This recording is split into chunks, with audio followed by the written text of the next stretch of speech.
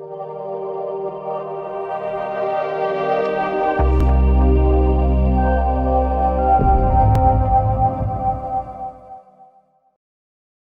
I'm Jamal Jones, the founder and principal attorney at Jones Health Law, and today we'll discuss a little bit about opening up your own IV hydration clinic. The administration of intravenous therapy is defined as the therapeutic infusion and/or injection of substances such as supplements, vitamins, and minerals through the venous peripheral system, consisting of activity which includes observing, initiating, monitoring, discontinuing, maintaining, regulating, adjusting, documenting, planning, interviewing, and evaluating. It involves the administration of medication through a needle or catheter. It is believed by some that delivering medication directly into the bloodstream can help to quickly manage a patient's pain or symptoms. In addition to treating illnesses, IV therapy proponents claim that it may also increase athletic performance, reduce jet lag, build immunity, or help with dehydration by using vitamins and minerals. According to several practitioners, IV therapy should be customized for each patient's needs to maximize results. So what is a mobile IV therapy clinic? A license issued by the Agency for Health Administration is in many cases required to operate a clinic in Florida unless an exception applies. Each clinic location must be licensed separately regardless of whether the clinic is operated under the same business name or management as another clinic. In Florida, a clinic is an entity where healthcare services are provided to individuals and which tenders charges for reimbursement for those services, including a mobile clinic and a portable equipment provider. A mobile clinic means a movable or detached self-contained healthcare unit within or from which direct healthcare services are provided to individuals. Each mobile clinic must obtain a separate healthcare clinic license and must provide to the agency at least quarterly its projected street location to enable the agency to locate and inspect the clinic. Additionally, a home infusion therapy provider must be licensed as a home health agency or nurse registry. Nurse registries can refer nurses to patients to provide home infusion therapy.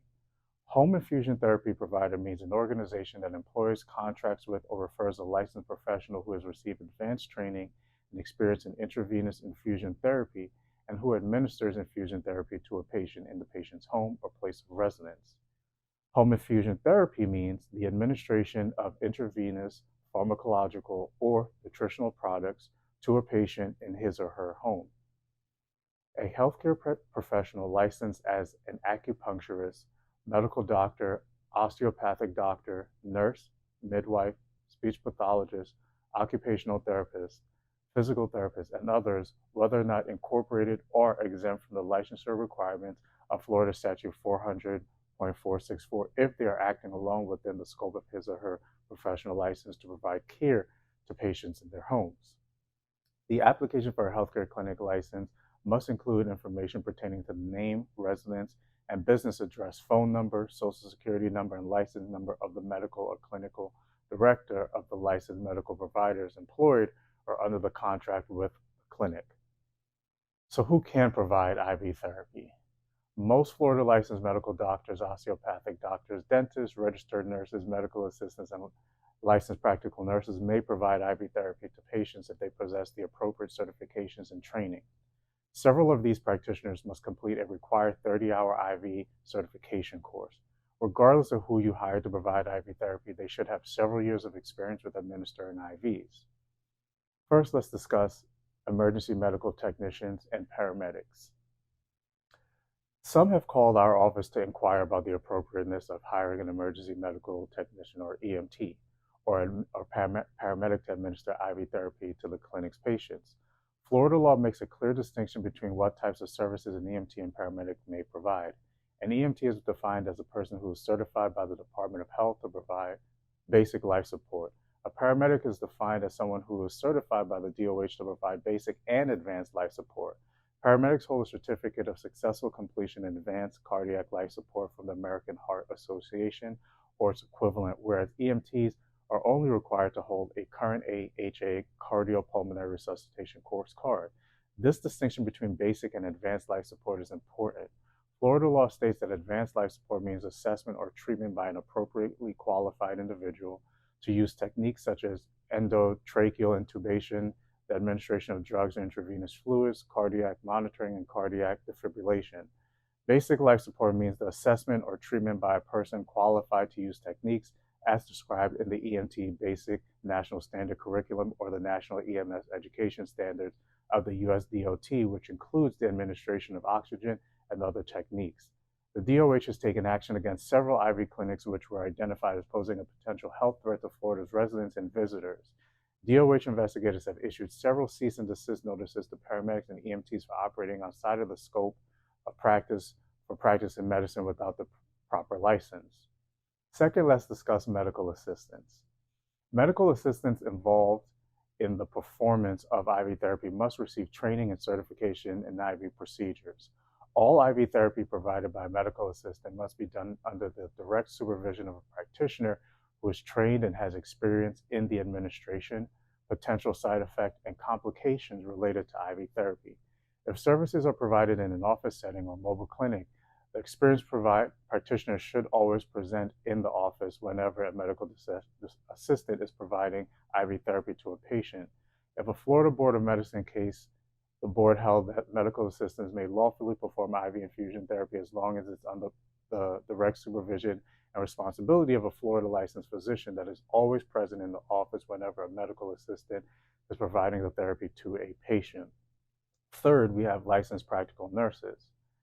Aspects of IV therapy may be outside the scope of practice of a licensed practical nurse unless under the direct supervision of the registered professional nurse or physician, and which shall not be performed or initiated by the LPN without direct supervision, including the following: initiation of blood and blood products, initiation or administration of cancer chemotherapy, initiation of plasma expanders, initiation of administration of investigational drugs, mixing IV solution, IV pushes except heparin flushes and saline flushes.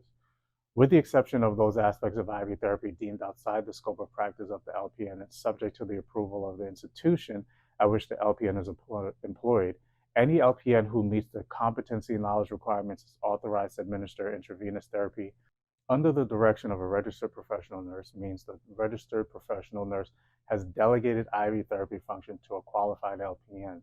The registered professional nurse does not in all instances have to be on the premises in order for the licensed practical nurse to perform the delegated functions. Direct supervision means on the premises and immediately physically available. Only licensed practical nurses that have met the education and competency requirement and state nursing rules can provide infusion therapy. So who pays for IV therapy? The overwhelming majority of mobile IV therapy patients will be self-pay. Medicare, Medicaid, and commercial payers typically won't cover the cost of these treatments. However, I have seen reports where commercial payers may utilize specific per diem codes to pay certain infusion providers for services, supplies, and equipment. Medicare has limited coverage for home-infused drugs under the Part B and Part D benefit when it's medically justified. Here are some other considerations as a medical provider that you must anticipate: that medical emergencies may emerge even during the most routine situations. Providers should have adequate insurance coverage for claims arising out of injury to or death of a patient and damage to the property of others resulting from any cause for which the owner of the mobile clinic would be liable. In lieu of malpractice insurance, a provider may furnish a certificate of self-insurance as evidence that the provider has established adequate self-insurance to cover these types of risks.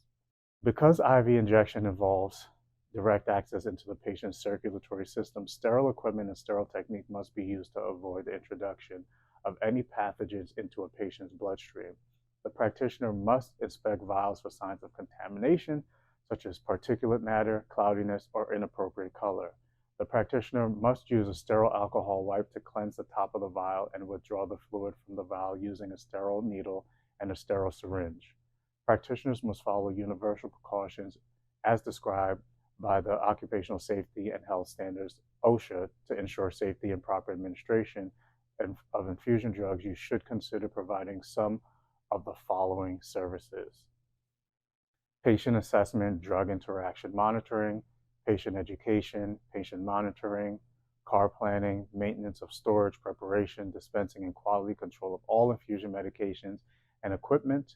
I would advise against treating individuals under the influence of alcohol, suffering from congestive heart failure, history of aneurysms, kidney or renal disease, and high blood pressure. Patients should also be 18 or older, and valid written consent forms should be signed by every patient. You must have a medical director who is employed or contracted by the clinic licensee and who provides medical supervision, including appropriate quality assurance, but not including administrative and managerial functions for daily operations and training. Additionally, a healthcare practitioner may not serve as the clinic director if the services provided at the clinic are beyond the scope of that practitioner's license. If you are interested in learning more about starting your own IV hydration clinic, visit our website or the link in the description to register for our masterclass.